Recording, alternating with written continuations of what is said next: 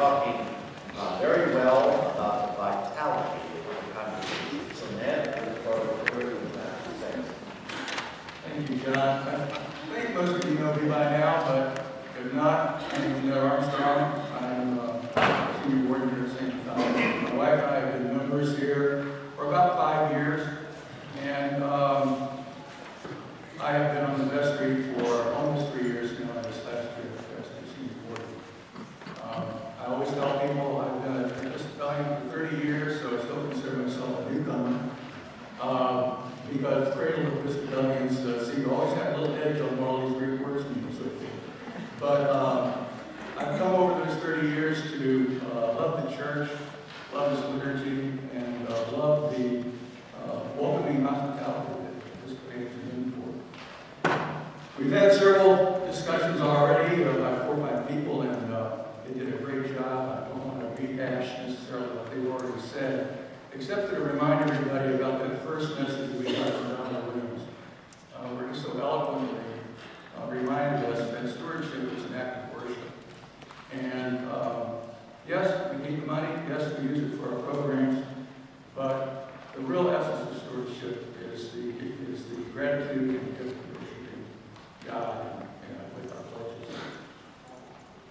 I did want to talk today a little bit about vitality. Church vitality is a topic that is on the top of the list for a lot of church leaders around the country, not just Episcopalians, but for all mainline churches, evangelical churches, Roman Catholics. They're all searching for vitality.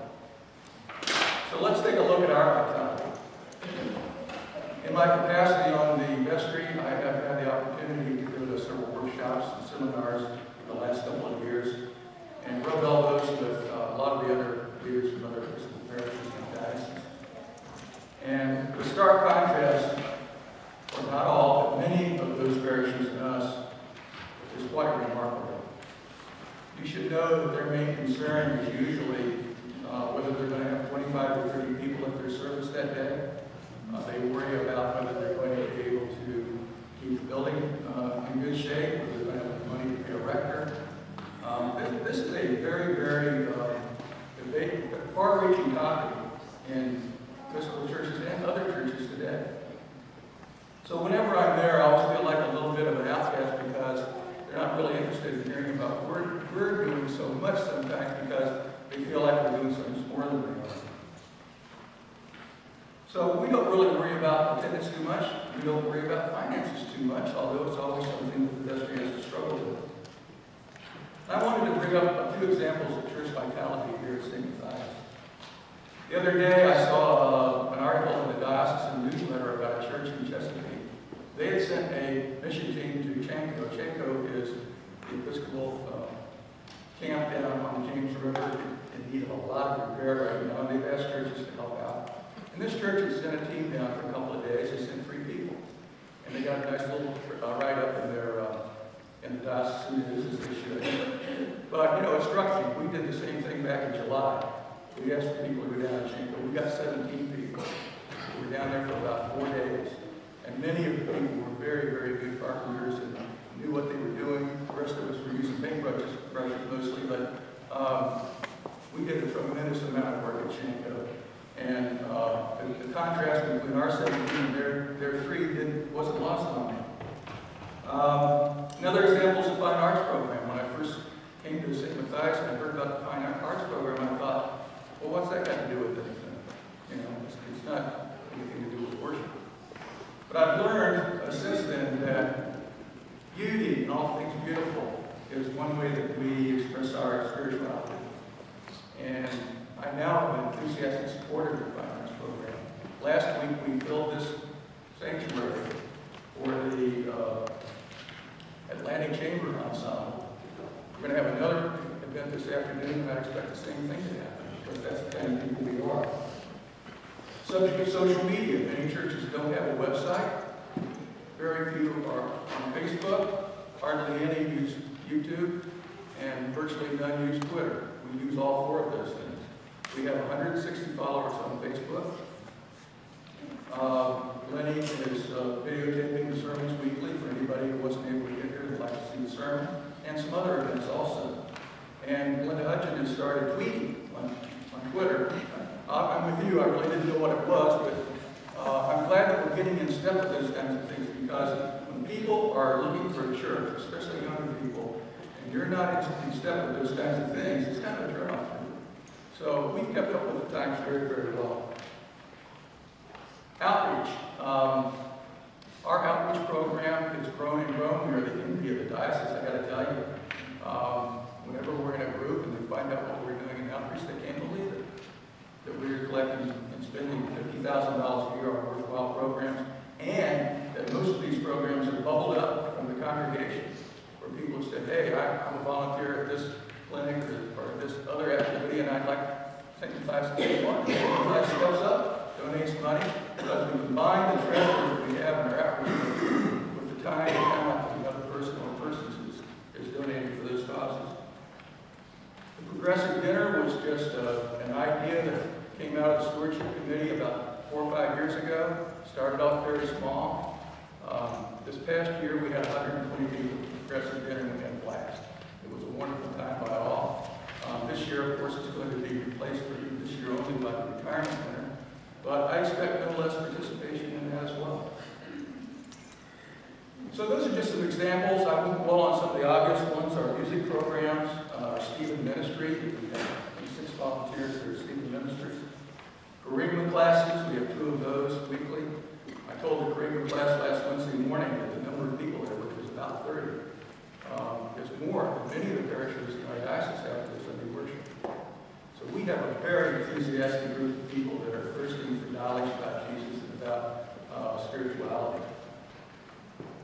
Food pantry, goes without saying, that started up from nothing really just this year. Last month we handed out 2,200 meals.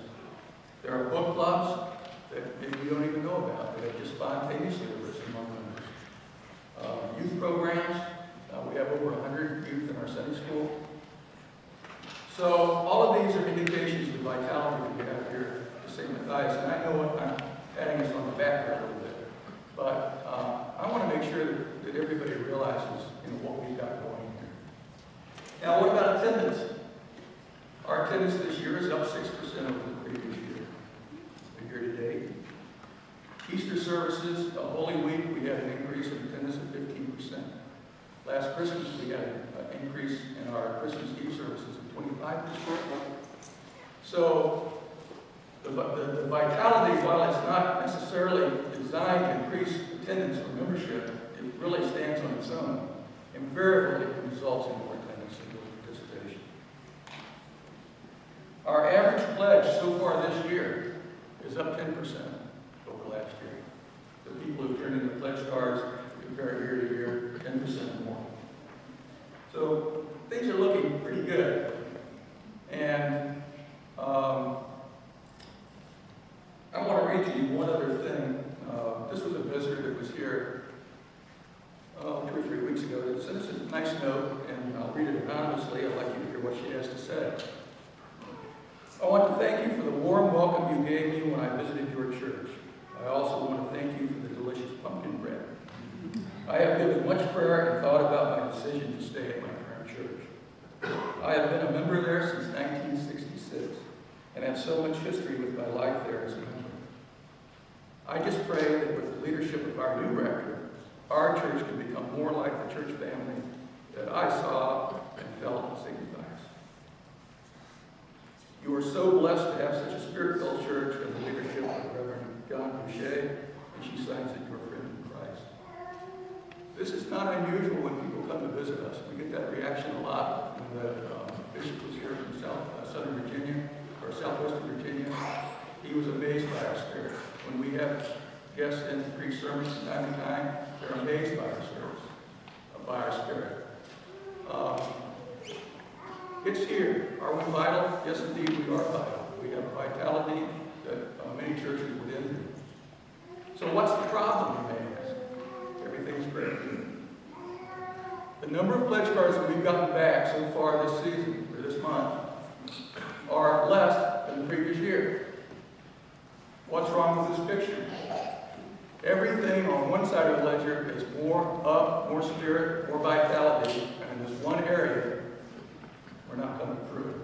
And I can only guess that it's because people haven't gotten doesn't make any sense. If you've already turned in your pledge card, thank you very much. We appreciate it. If you haven't, please make a note, been a note today, to take that thing off the desk or the counter in your kitchen or some pocket you put it in. If not, you can pick one up here. And please get it back to us. You will be so glad you did.